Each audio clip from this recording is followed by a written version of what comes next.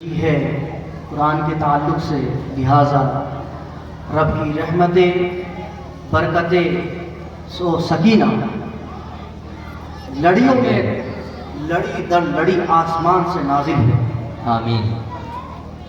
حضرت مولانا کا شکر گزار ہوں، اور خاص طور پر میں اپنے استاد محترم جناب حضرت مولانا عبد المتین صاحب قاسمی زیدہ مجدہ العالیہ، اللہم عزم بین الشہاد العہد آمین۔ وانشر العلم وعز بدعات السماویہ لقد خواب بعد دموہ شاہ۔ آمین ایک اللہ۔ شاعر نے خوب کہا ہے، لقد ہدفت فی جوف اللیل حمائم جی۔ وبکاہن بغیر وجہک باطل، جی۔ کہ میری رات کا جاگنا اور پھر محنت کرنا یہ سب کے سب رائے گا اگر آپ کی نظر کرم نہ ہو۔ اللہ اکبر۔ حضرت مولانا کے حکم سے آپ کے سامنے حاضر ہوا۔ جی۔ دعا یہ کیجیے آپ بھی کہ جو میں بولوں اس پر میں خود بھی عمل پیرا ہو جاؤں، اور آپ کو بھی اللہ رب العزت عمل کرنے کی توفیق عطا فرمائیں۔ آمین۔ قبل ازاں کہ میں اپنی باتیں شروع کروں، آپ حضرات ذرا درود شریف پڑھ لیجیے۔ اللہم صلی اللہم صلی علی علی محمد وعلی آل محمد کما صلیت علی ابراہیم وعلی آل ابراہیم انک حمید مجید۔ اللہم بارک علی محمد وعلی آل محمد کما بارکت علی ابراہیم وعلی آل ابراہیم انک حمید مجید۔ ان الحمد للہ وحدہ والصلاة والسلام علی من لا نبی بعدہ، اما بعد۔ قال الله تعالى في كلامه المجيد والفرقان الحميد، أعوذ بالله من الشيطان الرجيم، بسم الله الرحمن الرحيم، إن الله لا يغير ما بقوم حتى يغيروا ما بأنفسهم، صدق الله العلي العظيم۔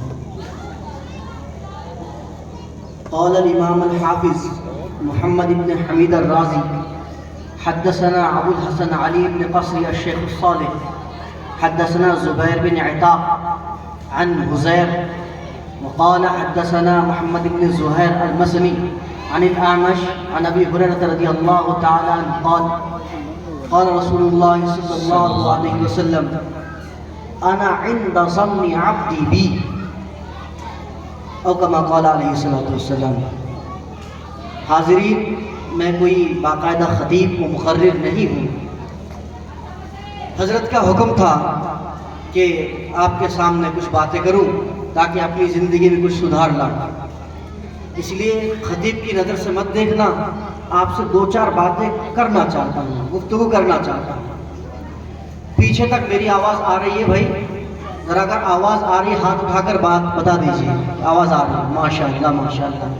میرے ساتھ تھوڑا بولتے چلتے رہنا، ذرا بول لینا میرے ساتھ، مجھے ایسا لگے ہاں بھائی میں گفتگو ہی کر رہا ہوں، کوئی خطاب و مقرر نہیں ہوں۔ حاضرین،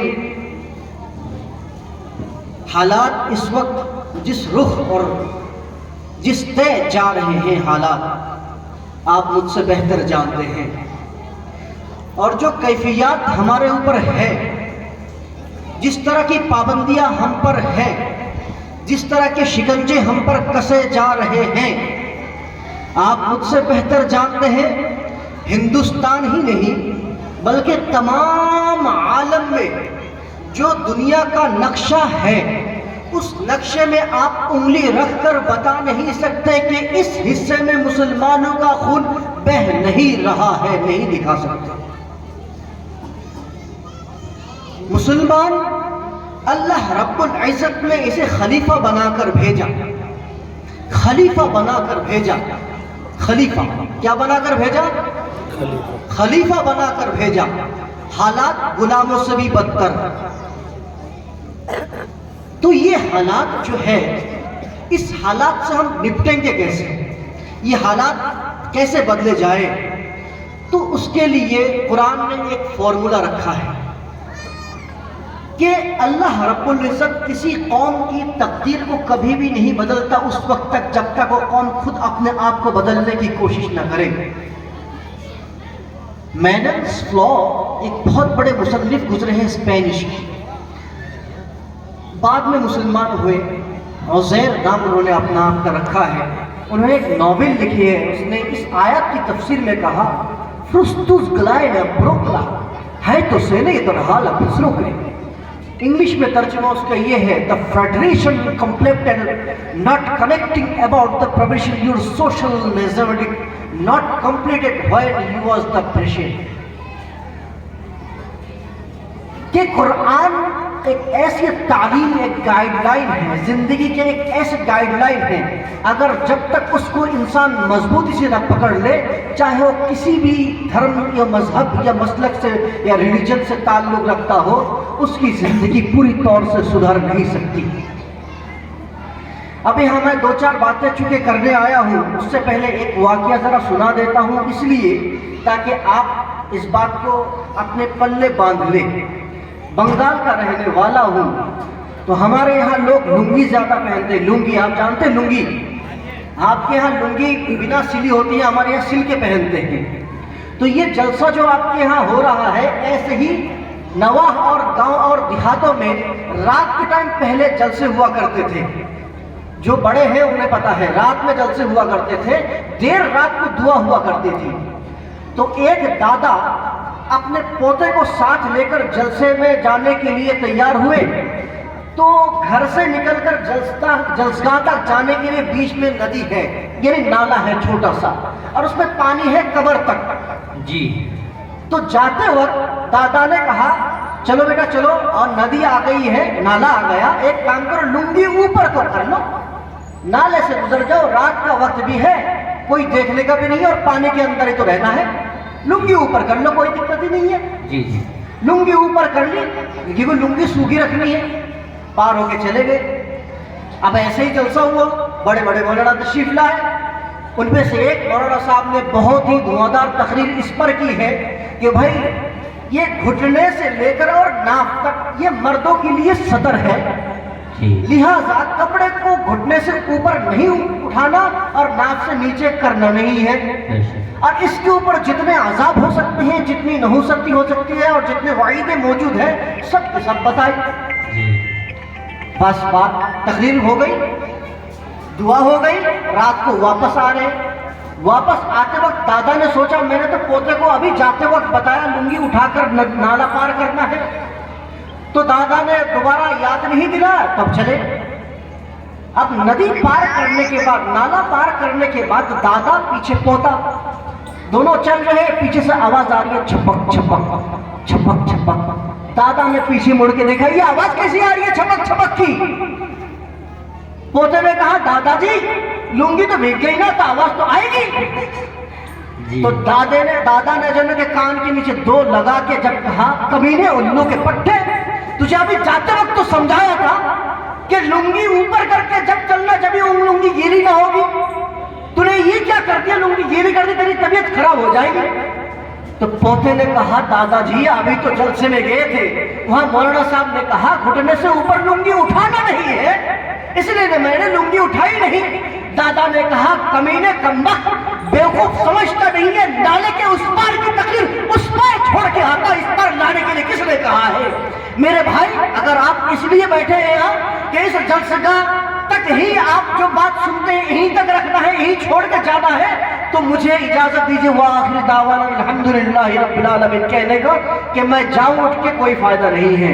کیا آپ جلسگاہ تک ہی بات رکھنا ہے یا آپ کو گھر تک لے جانا ہے، مجھے بتا دیجیے. میں انشاءاللہ گھر تک لے جائیں گے، اپنی زندگی میں فٹ کرنا ہے تو بول کے بتاؤ.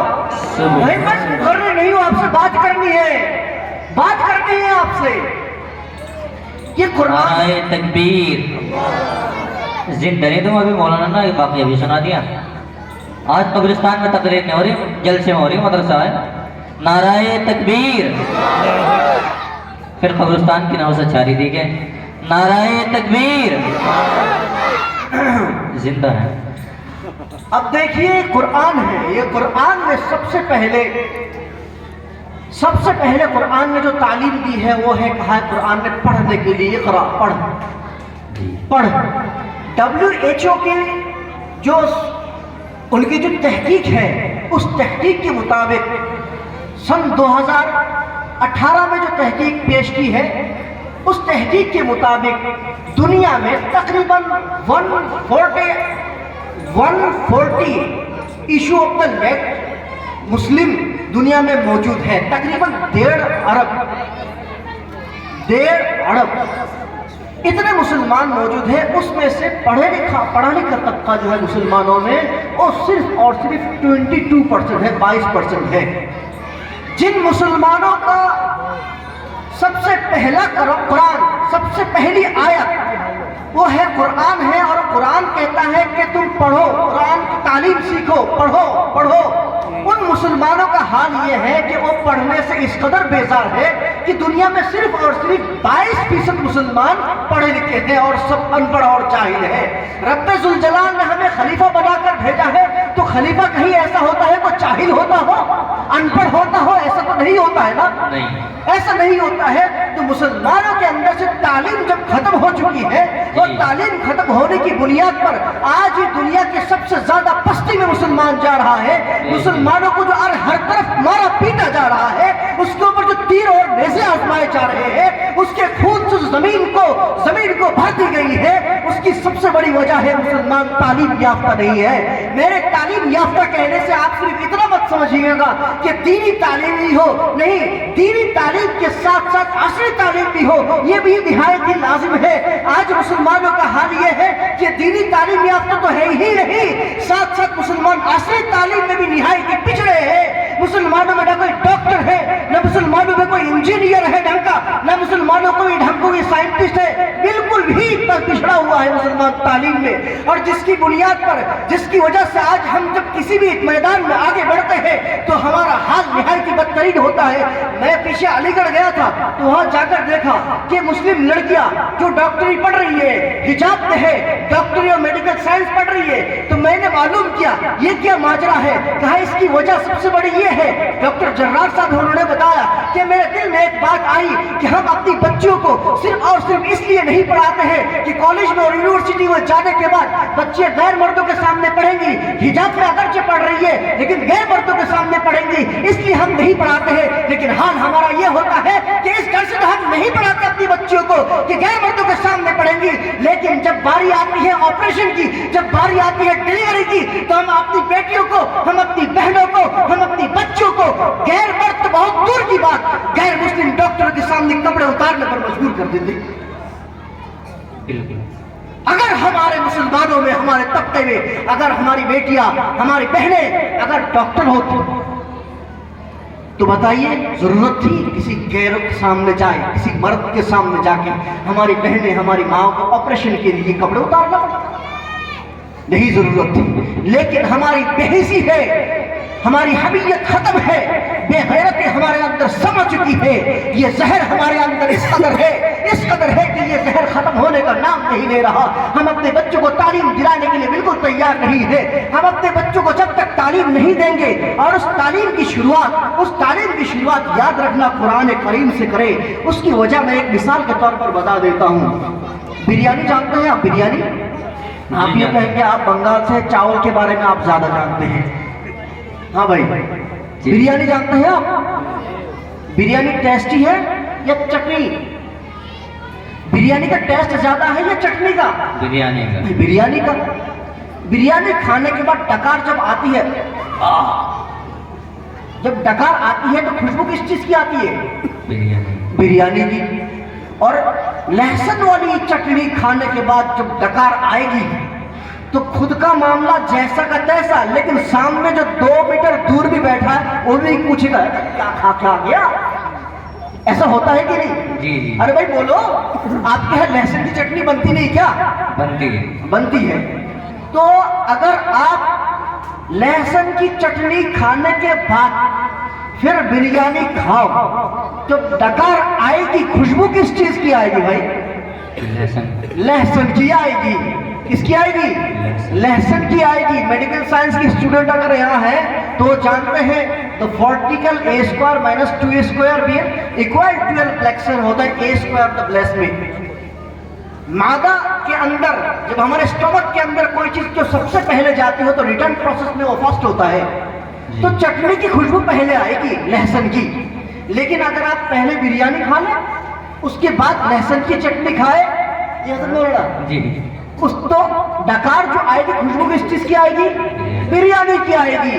میرے بھائی آپ اپنے بچوں کو اگر قرآن کی تعلیم دیتے ہیں، اس کے بعد آپ دنیا کے کسی بھی ادارے میں ڈال دیتے ہیں، چاہے وہ میڈیکل سائنس کا آخری درجہ کیوں نہ ہو، چاہے وہ انجینئرنگ کا آخری درجہ کیوں نہ ہو، چاہے وہ ایم بی کا آخری درجہ کیوں نہ ہو، چاہے وہ کسی بھی لائن میں آپ ڈالتے ہیں، جب ڈکار آئے گی نا تو قرآن کی خوشبو نکلے گی، اللہ اکبر، قرآن کی خوشبو نکلے گی۔ لیکن اگر آپ نے سب سے پہلے اپنے بچے کو سی فار کیٹ اور ڈی فار ڈاگ سکھایا تو یاد رکھے بعد میں کتنا ہی کچھ کھلاتے رہے اندر سے، لیکن سب سے پہلی آواز جو آئے گی تو سی فار کیٹ والی اور ڈی فار ڈاگ والی آئے گی۔ نعرہ تکبیر، عظمت قرآن، آواز نکلنے، عظمت قرآن، نعرہ تکبیر۔ تو میرے بھائی یہ قرآن ہے، اس قرآن کی تعلیمات کو آپ سب سے پہلے اپنے بچوں کو دیں، قرآن تعلیم دیں۔ ایک واقعہ سنا کر میں اپنی بات مکمل کرتا ہوں انشاءاللہ، زیادہ وقت نہیں لوں گا، آپ سوچ رہے ہیں بیٹھ گئے تب کسی چھوڑنے کو تیار نہیں۔ جرمنی کے ایک شہر ہے ہیمیلیون، جی ایک یہودی ڈاکٹر تھے، انہوں نے اپنا ایک ہاسپٹل بنایا، وہاں پر کئی سارے سرجن ہوا کرتے تھے، ان میں سے ایک سرجن مسلمان بھی تھے۔ آپ گوگل پہ سرچ کر لیجئے گا، کبھی آپ کو یہ لگے پورا ایران سے توران پھینکم بھاگ چل رہا، گوگل پہ سرچ کر لیجئے گا، کتاب کا نام بتا دے تو میڈرن کیپلوسل ایک کتاب ہے، اس کتاب کے تقریباً 180 یا 200 کے درمیان پیج کے درمیان میں یہ واقعہ ہے کہ دو خواتین آئی، دو خواتین، عورت، بھائی میں بنگالی ہوں اس لیے اپنے حساب سے بات کر رہا ہوں کہ خواتین کبھی سمجھ میں نہ آئے، عورت کو کہتے ہیں، دو عورت پریگننٹ لیڈی تھی، وہ آئی، آنے کے بعد ان کی ڈیلیوری ہوئی تو دونوں کے جو ہے دونوں میں سے ایک کا بیٹا اور ایک کی بیٹی بنی۔ اب اتفاق یہ ہے نرس نے ان بچوں پر ٹیگ لگانا انہیں یاد نہ رہا تو بھول گئی کہ یہ بیٹا کس کا اور بیٹی کس کی۔ جی اب اتفاق یہ ہے ایک دن کے بعد یا 2 دن کے بعد انہوں نے جب پوچھا لاؤ ہمارے بچے دو، تو اب نرس نے دیکھا کوئی ٹیگ ہی نہیں ہے، اب پریشان کس کو بیٹا دے اور کس کو بیٹی دے۔ اب ہر عورت دونوں میں سے ہر کوئی کہہ رہی کہ نہیں نہیں بیٹا تو میرا ہے، یہ کہہ رہی نہیں بیٹا میرا ہے، بیٹی دینے کو لے کوئی تیار نہیں ہے۔ آج کل جیسے ہمارا حال ہے، جی بیٹی ہوتے ہی جو نا سلوٹے شکنے پڑ جاتی ہے پیشانی پر، بغلے جھانکنے لگتے ہیں، رونگٹے کھڑے ہونے شروع ہو جاتے ہیں۔ آئے ہائے بیٹی کو برکت سمجھ کے لو میرے بھائی، دعا مانگو اللہ تعالی ہم میں سے ہر کسی کو سب سے پہلے بیٹی دے، گھر کو سنبھالنے والی بن جاتی ہے، رحمت ہے۔ خیر دوسری طرف بات چاہیے، اب دونوں ہی بیٹا بیٹا، اب وہ جو ڈین تھے، جو ہاسپٹل کے مالک تھے، وہ یہودی، وہ اکثر وہ ایک مسلم جو سرجن ہوا کرتے تھے اکثر ان کے مذاق بناتے تھے، تو انہوں نے پوچھ لیا اس ڈاکٹر کو بلا کے، اچھا ایک بات بتاؤ، یہ ایک مسئلہ کھڑا ہو گیا، 2 عورت ہے اور یہ پتہ نہیں ہے کہ ان میں سے بیٹے کس کی اور بیٹا کس کا، اب بتاؤ فیصلہ کیسے ہوگا، قرآن میں اس کے بارے میں کچھ ہے؟ اس نے کہا جی میں معلوم کر لیتا ہوں۔ کہ دیکھو ڈی این اے ٹیسٹ کرانے کے بعد ایک لمبے سمے کے بعد جا کے اس کی رپورٹ آئے گی، پھر پتہ چلے گا، اگر فوری طور پر اگر کچھ ہے تو بتاؤ۔ تو انہوں نے کہا میں جواب دیتا ہوں، تھوڑا سا مجھے وقت دے دیا جائے گا، ٹھیک ہے۔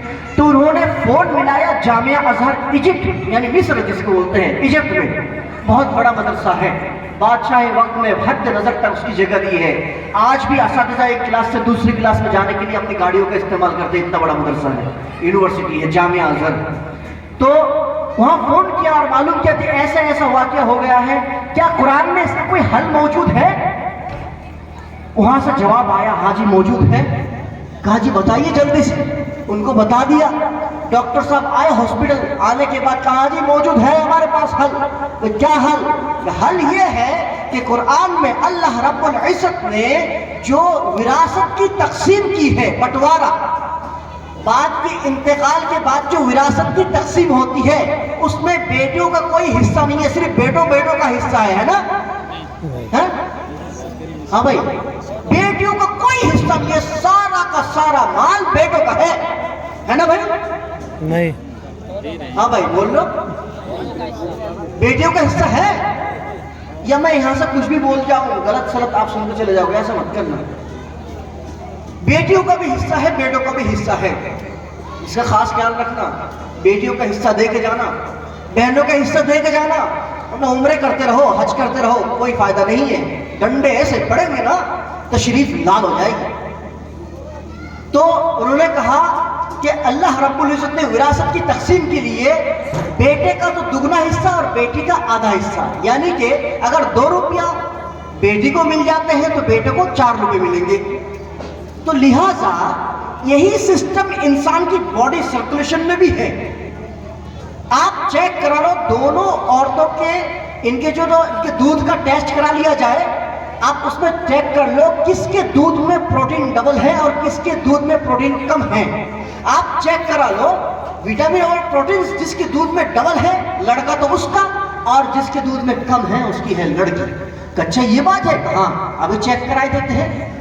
चेक कराया, अजीब इत्तेफाक है कि दोनों के दूध में सरासर यही हिसाब कर रहा कि एक में -2.5 का है और एक में -2.5 का है, यानी एक में दुगनी प्रोटीन है, दुगना विटामिन है, और एक में उसके मुकाबले में आधी प्रोटीन और आधा विटामिन है। फैसला कर दिया गया ये है।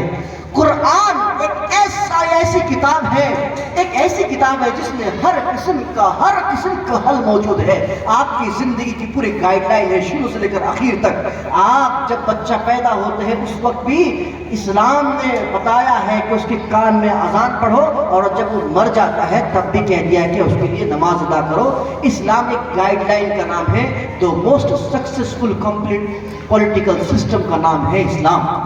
इसलिए रब्बुल इज्जत हम सभी को इस्लाम पर अमल पैरा होने के लिए सबसे पहली सीढ़ी और कड़ी वो जो कुरान है उसकी तालीम को हासिल करने की तौफीक अता फरमाए। और कुरान को पढ़ने के साथ साथ आजकल आप लोग पढ़े लिखे हैं, वक्त भी है, आप चाहे तो पढ़ सकते हैं। कुरान को पढ़े, समझे, कुरान की तफसीर को समझे। सिर्फ और सिर्फ मौलाना गूगल साहब और मुफ्ती मोहम्मद यूट्यूब साहब से राब्ता ना करें। हजरत उलमा इकराम मौजूद है, उनसे राब्ता कर ले तो कुरान के सही मफहूम और तराजिम और तर्जमे और उसकी तफसीर आपको समझ में आ जाएगी। अल्लाह रब्बुल इज्जत हम सभी की जिंदगी में कुरान को पैवस्त फरमा दे। व आखिर दावना अल्हम्दुलिल्लाहि रब्बिल आलमीन। तेरे अल्फाज